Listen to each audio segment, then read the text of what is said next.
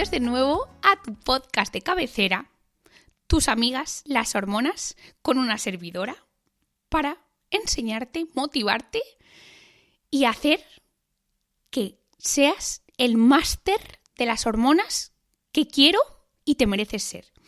Hoy, usando varias dudas que me habéis hecho en mi cajita de preguntas de Instagram, voy a hablaros, por fin, de todo lo que necesitas, quieres y te servirá sobre la hormona insulina, que creo que es, junto con el cortisol, una de las hormonas peor entendidas y, por tanto, peor usadas en el metabolismo y en la salud. Entonces, antes de nada, este es un tema que suele causar, cuando hablas de la insulina, como mucha personalización, y hay gente que sigue determinadas dietas que se lo toma muy a lo personal. Entonces, yo voy a intentar informaros de la mejor manera posible y que cuando tú termines el podcast decidas qué comer, qué no comer, pero sobre todo que sepas por qué lo haces. No porque te lo ha dicho X y Z o Isabel, sino, sí, me lo ha dicho un médico que es Isabel Viña, pero me lo ha argumentado y a mí me hace sentido, ¿vale? Entonces, dicho esto, voy a leeros la pregunta de Pilar, ¿vale? Y a partir de ahí empiezo el podcast. Me dice Pilar: muchas gracias, Isabel. Explicas todo súper claro. Gracias. Espero salir de dudas definitivamente con el tema de la alimentación. Llevo unos meses controlando la ingesta de carbohidratos porque me los habían, abre comillas, demonizado por el tema de la resistencia a la insulina. Y dices que eso no es cierto. ¿Por qué hay tanta disparidad en la información que se ofrece relativa a los alimentos? ¿Es una ciencia poco exacta? En fin, muchas gracias por lo que compartes. Entonces, primeramente, la medicina, como cualquier ciencia, no es que sea inexacta, sino que nunca, y afortunadamente nunca, se sabe todo. Por lo tanto, conforme pasan los años, hay cosas que se aprenden nuevas, hay cosas que evolucionan y hay cosas que, por tanto, cambian. Entonces, nunca en medicina, y valga redundancia, se puede afirmar con total rotundidad, ¿vale? De ahí a que haya muchas disparidades. Luego hay parte de disparidades porque creo que, en mi opinión, no todo el mundo sabe de hormonas y no todo el mundo tiene el conocimiento como para dirigirse a una población grande y argumentar las cosas como son. Básicamente porque para conocer las hormonas tienes que saber mucho de metabolismo, tienes que ser médico, tienes que haber hecho una especialidad, o sea, tienes que hacer muchas cosas. Entonces, mucha de la disparidad es porque la medicina y el cuerpo no es una ciencia exacta y además porque muchas veces falta conocimiento. Entonces, en cuanto a lo de la resistencia a la insulina, primeramente, para desmentiros por qué los carbohidratos no son el demonio, os tendré que explicar qué hace la insulina y qué es la resistencia a la insulina. Entonces, en cuanto al metabolismo, porque la insulina tiene otros efectos, en cuanto al metabolismo y especialmente de los hidratos de carbono, la insulina es una hormona que permite que los carbohidratos que tú has ingerido entren a las células y, sobre todo, entren al tejido muscular y al hígado, ¿vale? De manera que si tú comieras y no tuvieras insulina, como le sucede lamentablemente a las personas con diabetes tipo 1, tú esos hidratos de carbono no los puedes metabolizar, no los puedes procesar. Por tanto, se quedan en la sangre circulando, elevan el azúcar en sangre y ese azúcar elevado en sangre produce daño en los vasos sanguíneos. Porque imagínate que tú tuvieras en la sangre, ¿nunca te ha pasado que, por ejemplo, se te cae una Coca-Cola, una Fanta o un zumo normal y luego se queda pegajoso? Vale, pues imagínate eso circulando por tus vasos sanguíneos. Una sangre muy alta en azúcar como consecuencia de una falta de insulina que permita que el azúcar entre dentro de las células hace que tu sangre sea muy pegajosa y se peguen vasos sanguíneos. Por lo tanto, se peguen vasos sanguíneos del cerebro, que son los más pequeñitos, produciendo ictus, se pegan los vasos sanguíneos del riñón, produciendo enfermedad renal y diálisis, se pegan los vasos sanguíneos del corazón, produciendo infarto, los de los pies, produciendo amputaciones, que de hecho la diabetes mal controlada es la primera causa de amputación no traumática en el mundo y poco se habla. Entonces, el hecho de no tener insulina es un problema. Hace que tu sangre esté dulce y se pegue. Entonces, la insulina es necesaria para vivir y encima en buenas condiciones. Lo que queremos precisamente es que cuando tú consumas carbohidratos, tú liberes la cantidad suficiente y necesaria de insulina, ni más ni menos, y ahora entenderéis por qué. Porque si produces de menos, tienes diabetes, y si produces de más, como consecuencia a una resistencia a la insulina, tampoco es bueno. Entonces tú lo que quieres es tener las cantidades necesarias y suficientes de insulina que permita que esos carbohidratos de las verduras, de las frutas, de las legumbres y de los cereales integrales entren en tus músculos, te permitan andar por la calle, respirar, porque el diafragma, por ejemplo, es un músculo y te permite respirar, y permite a tu hígado seguir metabolizándose. Entonces, en un mundo ideal, tú tomarás carbohidratos, tu páncreas liberará la cantidad necesaria y suficiente de insulina para que tus células capten el azúcar salga de la sangre, permanezca en el interior de las células, que es donde debe estar, y tu cuerpo funcione. Una vez que sabemos esto, ¿cuándo viene el problema con la insulina? Cuando tu cuerpo necesita liberar mucha más cantidad de insulina de lo que le correspondería a esa cantidad de carbohidratos, porque tus células, especialmente tus células musculares y tu hígado, no abre las puertas al azúcar en las cantidades normales de insulina. Es decir, si a mí, para que mi músculo abra las puertas para el azúcar, necesito liberar solo 4 unidades de insulina, una persona que tenga resistencia a la insulina, es decir, que tenga resistencia a la acción de la insulina, que como os he explicado, su acción es permitir que el azúcar salga de la sangre y entre a tus células, una persona que tenga una resistencia, es decir, algo malo a la acción de la hormona insulina, en vez de necesitar 4 unidades de insulina como yo que no tengo resistencia a la insulina, necesitará 10. Y como sabéis, tanto el exceso como el defecto de cualquier hormona es una enfermedad. Por lo tanto, cuando tu cuerpo tiene más cantidad de insulina de lo que necesita, es un problema. Y eso es resistencia a la insulina. Pero los carbohidratos por sí mismos no producen resistencia a la insulina, no tienen nada que ver. La resistencia a la insulina, que es un problema multifactorial, es decir, intervienen muchos factores, básicamente uno es por un aumento de la cantidad de grasa en tus órganos, especialmente tu hígado, ¿vale?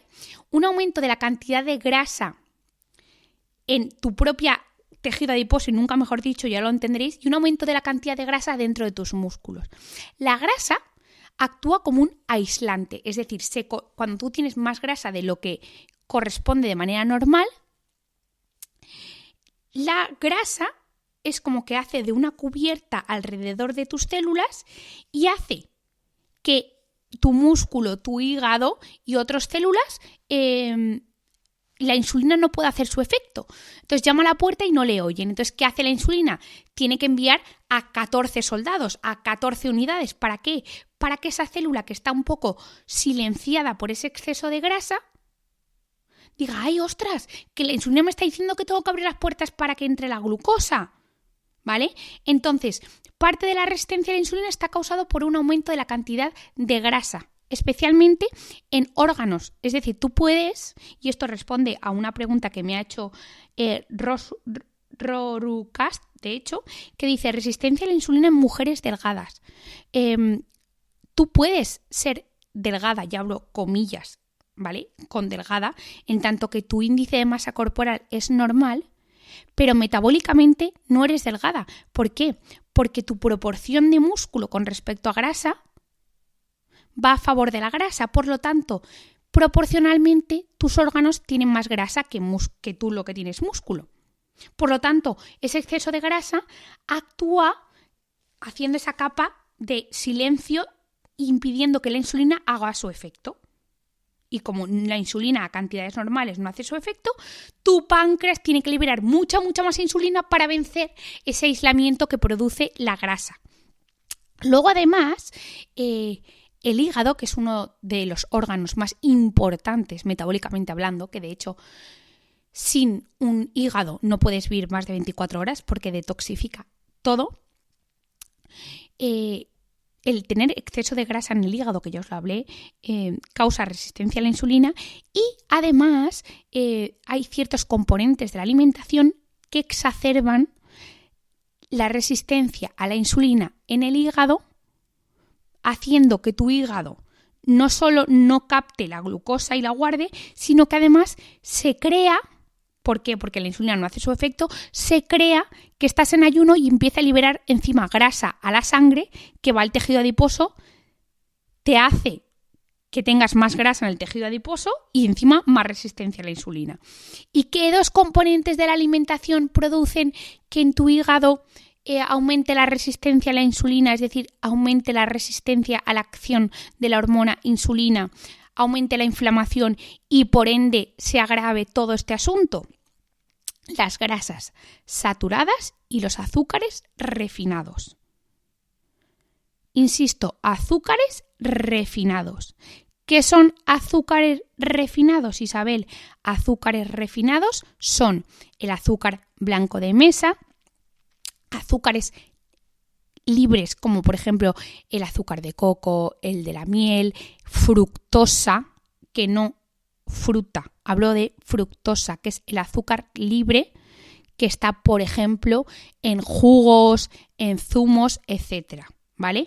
La fruta no causa resistencia a la insulina, más bien todo lo contrario.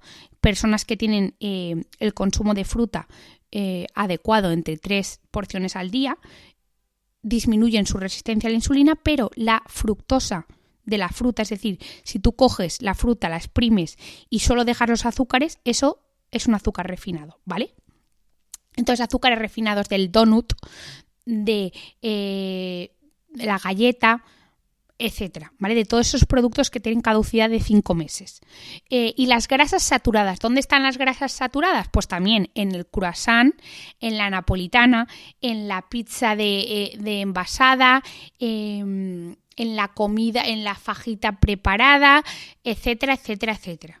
Todo eso hace que tu hígado sea resistente a la insulina, por lo tanto, al no hacer efecto la insulina en tu hígado, libera mucha cantidad de grasa que empeora todavía más la resistencia a la insulina en otras zonas de tu organismo y hace que tu páncreas tenga que liberar mucha más cantidad de insulina para su función, que os lo he dicho al principio, que es que los azúcares no se queden en la sangre y entren en las células. Por tanto, lo que me decía Pilar de por qué se han demonizado los carbohidratos, porque no se entiende bien la función de la insulina. Los carbohidratos se han demonizado porque dice la gente, yo cuando como carbohidratos se eleva la insulina y la insulina me engorda. No.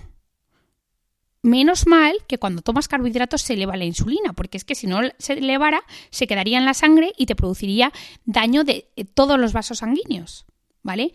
El problema está en cuánto se eleva la insulina y durante cuánto tiempo. Porque os he dicho que como cualquier hormona, quiero que se eleve lo justo y necesario para hacer su función, ni más ni menos. Por lo tanto, los carbohidratos que menos elevación y más adecuada elevación de la insulina producen, es decir, que menos nos van a producir aumentos brutales de los niveles de insulina, son las verduras, los cereales integrales, las legumbres y las frutas enteras con piel.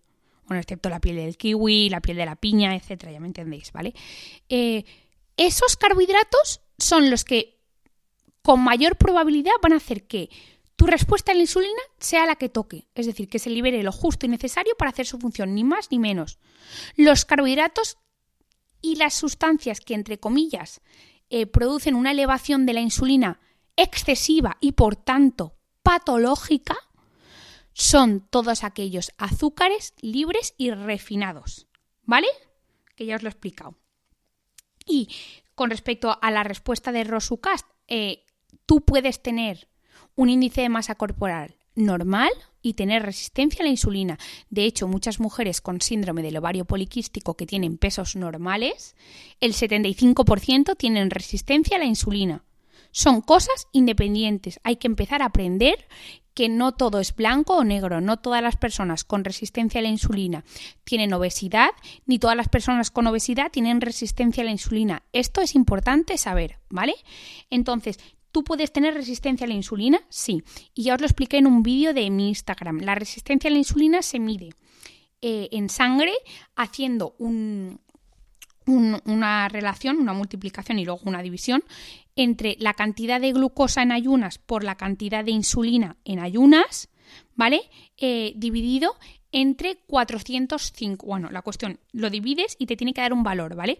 Pues un índice de resistencia a la insulina que se llama HOMA-IR por encima de 2 es resistencia a la insulina, ¿vale? Y como os acabo de decir, se mide en sangre en ayunas. Lo pedimos los endocrinos y hay que medir la insulina y la glucosa. Ahora bien, ¿cómo tú, sin hacerte unos análisis, puedes saber si tienes resistencia a la insulina? Pues básicamente una persona, una mujer o un hombre que tenga predominio de la grasa en la zona del abdomen.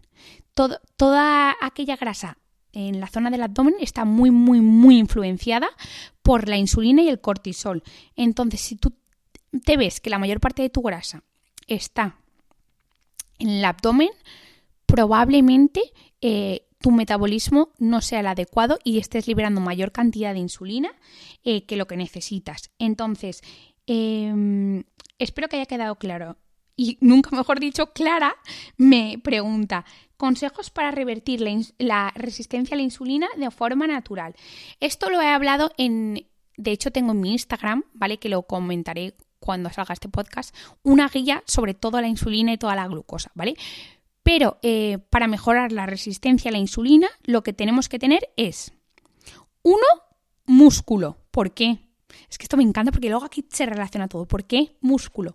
Porque, como os he dicho, la insulina toca a las puertas del músculo y hace que el músculo capte toda la glucosa de la alimentación. Entonces, contra más músculo tengas, más hueco tendrás para guardar el azúcar, la glucosa, todos los metabolitos de los carbohidratos y menos se quedará en la sangre. Por lo tanto, más ajustada estará tu secreción de la insulina con respecto a lo que comes. Por tanto, más mejorará tu sensibilidad a la insulina. Tu cuerpo será muy sensible porque más músculo, más hueco, más rápido entrará toda la glucosa. Entonces, tener músculo. Y esto no implica ser Schwarzenegger.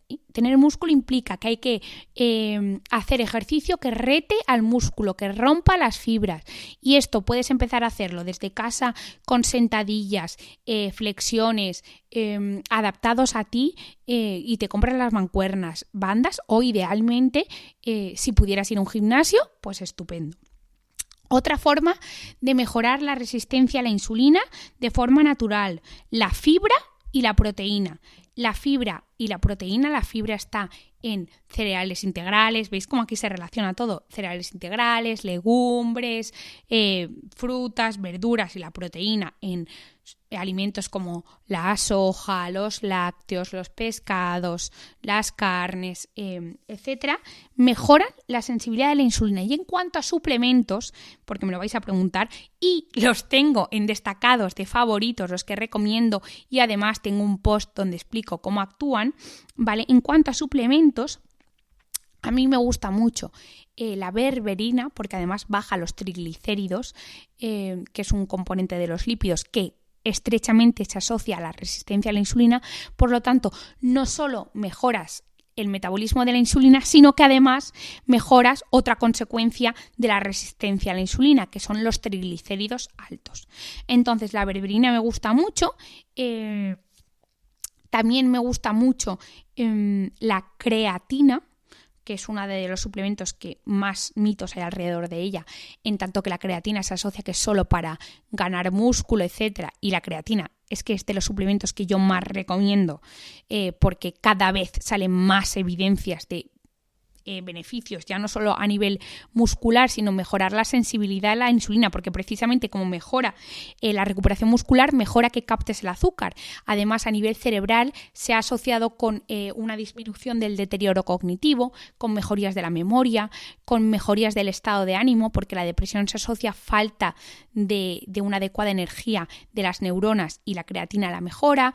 Entonces, mejora, se puede tomar en embarazadas, que de hecho además es de los pocos suplementos que se puede tomar. La creatina me gusta mucho y luego me gusta mucho el mioinositol, que ya lo sabéis porque tengo 1000 posts. El mioinositol ayuda mucho a nivel hepático a mejorar la resistencia a la insulina. Y también me gusta mucho el extracto de melón amargo y la ginebra silvestre. Pero si tuviera que decirte como los tres, sin duda la berberina. Hay más, pero sin duda la berberina, el mioinositol y la creatina. Y luego, si quieres añadir más, pues estos que te he dicho. Se pueden combinar con fármacos para la diabetes tipo 2, como la metformina, la sitagliptina, los análogos del GLP-1, los inhibidores del SGLT2 sin problema, ¿vale? Además, la berberina, por ejemplo, en dosis de un gramo, 500 miligramos cada 12 horas, tiene efectos similares a la metformina, por ejemplo, y más otros efectos extras como lo de los triglicéridos que os he explicado. Entonces, y de hecho, por ejemplo, en situaciones que cursan con resistencia a la insulina, como por ejemplo el síndrome del ovario poliquístico, sabéis que lo recomiendo, el mioinositol, por ejemplo, y la berberina. Entonces, ya lo sabéis. Y luego, Yola me dice, ¿qué hago para que mi intestino no mande a mi cerebro deseo de azúcar como si fuera una yonki? A ver, esta pregunta tiene más trasfondo de lo que me parece, y es que voy a intentar no ser... Es que a veces no quiero... O sea, cuando hablas a tanta gente, al final tienes que ir con mucho cuidado porque lamentablemente cada vez la gente es más fina y hace al final que muchas veces me cohíba.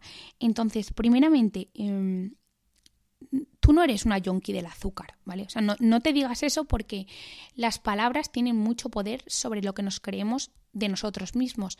Entonces, si tú te dices que eres una yonki del azúcar, eso no es verdad, ¿vale? Entonces, pero tú te lo vas a creer y al final vas a actuar como si tú de hecho fueras una yonki del azúcar y comerás cosas que realmente igual no tomarías, pero para reafirmarte en que tú eres una yonki del azúcar y decir, ¿ves cómo estás adicta al azúcar? Entonces, tú no eres una yonki del azúcar. A ti te puede gustar el dulce, pero no eres una yonki del azúcar, ¿vale? Lo segundo, a día de hoy, la definición de ser adicto a algo... el azúcar no cumple criterios. Tú no coges, o de momento yo, modificarme si me equivoco, no conozco a nadie que vaya al supermercado, se compre 2 kilos de azúcar y vaya por la calle o vaya a su casa corriendo a tomárselo a cucharadas. Lo que tenemos por motivos muy amplios, y hablo desde motivos de fisiológicos hasta situaciones de estrés, problemas psicológicos, problemas de relación con la comida, lo que necesitamos es una recompensa muy rápido con la alimentación. Y eso se consigue con alimentos altos en azúcares refinados y altos en grasas saturadas. Por ejemplo, la Nutella. Por ejemplo, el croissant relleno de chocolate y Nutella. Por ejemplo, el Kit Kat. Por ejemplo, la hamburguesa con extra de bacon chorreando en queso, ¿vale? Todo eso, porque eso también tiene azúcar libre. Eso es lo que nosotros tenemos extra de necesidad y buscamos. Pero eso viene porque básicamente nuestro cuerpo nos está pidiendo un chute de motivación que no tenemos con nuestra vida diaria. ¿Por qué? Porque todo el mundo estamos sometidos a una cantidad de estrés, estamos sometidos a comparaciones constantes en redes sociales. Entonces nos enfocamos y nos enmascaramos en la comida, y esto es un problema mucho más real de lo que nos pensamos. Entonces, lo mejor para atenuar esta necesidad que muchas veces pues se sucumbe a ellas y no eres menos por tomarte un croissant, ¿vale? No eres ni menos mujer, ni menos hombre, ni eres un desastre de persona, ¿vale? Y si necesitas que alguien te lo dijera, aquí estoy yo para decírtelo. Para atenuar esta necesidad de buscar azúcar, precisamente lo que tienes que hacer es permitirte tomar hidratos de carbono. Pero yo no te estoy diciendo que tomes hidratos de carbono el pan de croissant que han sacado ahora, todas las galletas extra de no sé qué. No, permítete tomar carbohidratos, pero que te nutran. Que nutran no solo a tu cuerpo, sino a tu cerebro también. ¿Cómo? Pues un pan integral de panadería con un buen chorro de aceite de oliva y por encima aguacate, o por encima salmón, o por encima unas rodajas de manzana laminada, lo que quieras. Un plato de garbanzos, un plato de quinoa, que te tomes un trozo de pescado, si tú tomas pescado, con unas verduras y aderezado con un poquito de aceite de oliva y nueces, que te permitas tomarte una manzana de postre sin el run run de la fruta después de comer engorda. No, por favor, lo que te va a engordar es ese pensamiento, porque te va a hacer que tú no comas nada de eso, pero luego por el fin de semana te pegues unos atracones de todas las guarradas que no has podido tomarte entre semana porque no te has permitido tomar un trozo de pan integral. Entonces, la mejor manera, te lo digo a ti, Yola, y se lo digo a todo el mundo que me esté escuchando, la mejor manera para evitar esa necesidad imperiosa de tomar azúcares libres de manera constante, ¿vale?, es permitirte comer carbohidratos, que es todo aquello que tú te estás prohibiendo y que te prohibimos en general cualquier persona de la salud, y lo siento si yo alguna vez te lo he hecho hacer. Permítete tomar carbohidratos, pero de calidad, que te nutran, integrales, me da igual que sea pan de centeno, pan de trigo sarraceno, pan de quinoa, pan de avena, me da igual, pero permítetelo. Permítete tomar un plato de lentejas, permítete tomar ese plato de arroz integral que te apetece, permítete tomar, es que ya no se me ocurren, la patata al horno con pimentón de tu abuela. Porque aunque a ti ahora te dé miedo y me digas, Isabel, es que si yo tomo carbohidratos todos los días voy a engordar y me dará miedo. Es súper lícito esta duda y este miedo. Pero te digo que siempre puedes volver a lo que estás haciendo ahora, que es no tomar y tener una ansiedad constante por el dulce.